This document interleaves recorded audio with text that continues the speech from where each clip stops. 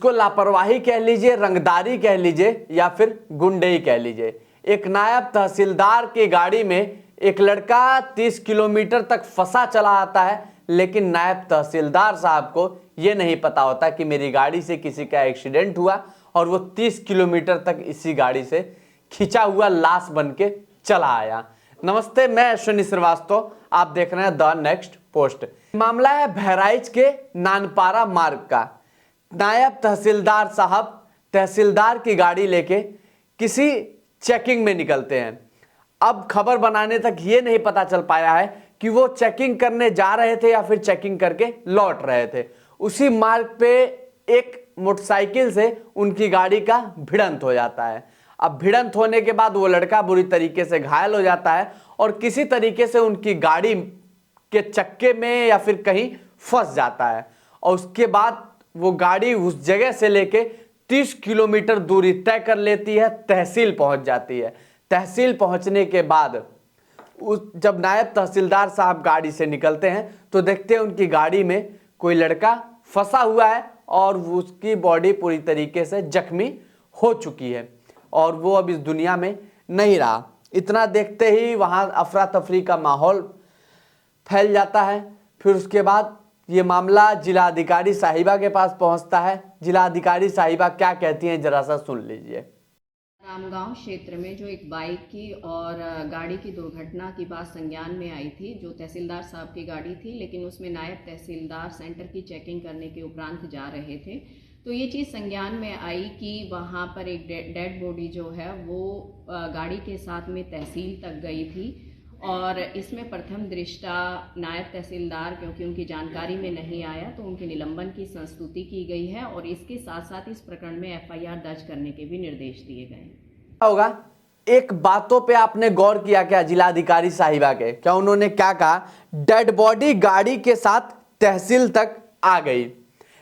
एक बात पूछना चाहता हूं, क्या डेड बॉडी गाड़ी के साथ अपने आप आई थी? ये साफ क्यों नहीं कहती मैडम साहिबा, जिलाधिकारी साहिबा, कि तहसीलदार की गाड़ी से उस लड़के की गाड़ी की भिड़ंत हुई, लेकिन तहसीलदार साहब कान में तेल डाल के उसी गाड़ी में सोए हुए थे या फिर अपनी मस्ती में मगन होंगे, लेकिन तहसीलदार साहब को पता नहीं चलता और उसी गाड़ी में घसीट के वो तहसील तक पहुंच जाता है। 30 किलोमीटर उसकी मौत हो जाती है। तो क्यों इस तरीके का जो जवाब है आप आके दे रही हैं कि डेड बॉडी गाड़ी में फंस जाती है और वो तहसील तक चली आती है? वो डेड बॉडी कोई नहीं थी, वो एक लड़का था जिसकी एक्सीडेंट हुई उस गाड़ी से और वो किसी तरीके से उस गाड़ी में फंसा और 30 किलोमीटर तक खिंचा दौड़ा चला आया।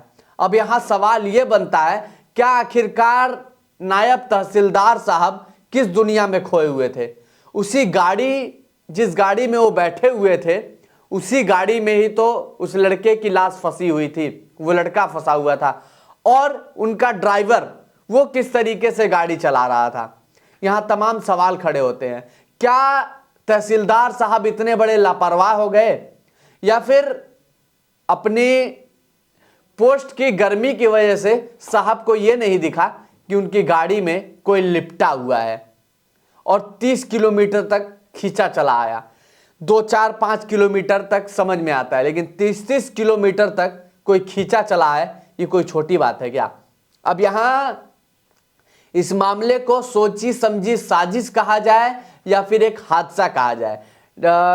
जिलाधिकारी साहिबा कहती हैं एक तरह से यह हादसा है, लेकिन इतनी बड़ी लापरवाही की वजह से नायब तहसीलदार साहब को निलंबित कर दिया गया है और ड्राइवर के ऊपर एफआईआर दर्ज किया गया है। क्या इतना ही करने से उस लड़की की जिंदगी वापस आ जाएगी? ये इतनी बड़ी लापरवाही एक बी ग्रेड का ऑफिसर, नायब तहसीलदार, एक तहसील का अगर देखा जाए तो दूसरे रैंक का अधिकारी, जिसके ऊपर बहुत बड़ी जिम्मेदारियां होती हैं, जिसके ऊपर एक तहसील में जितने ग्राम सभा आते हैं उसको राजस्व विभाग को बेहतरीन तरीके से चलाना और सारी व्यवस्थाएं देखना, वो बहुत बड़ी जिम्मेदारी होती है। लेकिन साहब ना जाने अपने कार्य का कैसे निर्वाह कर रहे होंगे और अपने काम को कैसे कितने बेहतरीन तरीके से कर रहे होंगे वो तो इस मामले को देख के ही पता लग गया। अब डीएम साहिबा इस मामले पे बस थोड़ा सा बोल के और चुप हो गई, लेकिन यहां डीएम साहिबा को कड़क होना चाहिए और बस निलंबन के अलावा और भी तमाम कार्रवाइयां होती हैं। क्या इतने से ही उस लड़के की जिंदगी वापस आ जाएगी?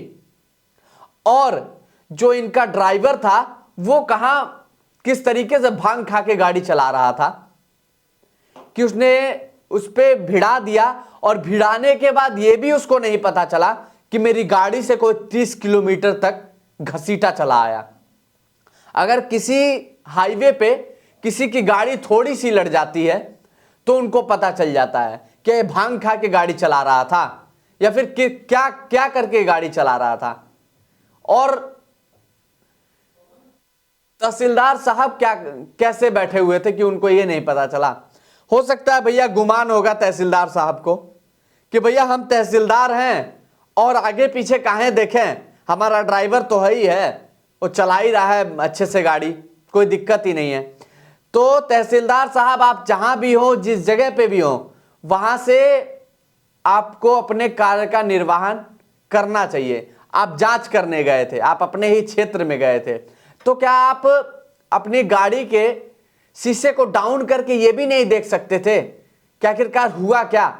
इतना तो कोई बेहोश होके नहीं सोया रहेगा भैया गाड़ी में, और वो भी अधिकारी, वो भी ऑन ड्यूटी अधिकारी। किस तरीके से काम होगा? ऐसे होगा क्या कि किसी के जान के साथ खेल लो, किसी के जान की कोई कीमत ही नहीं है।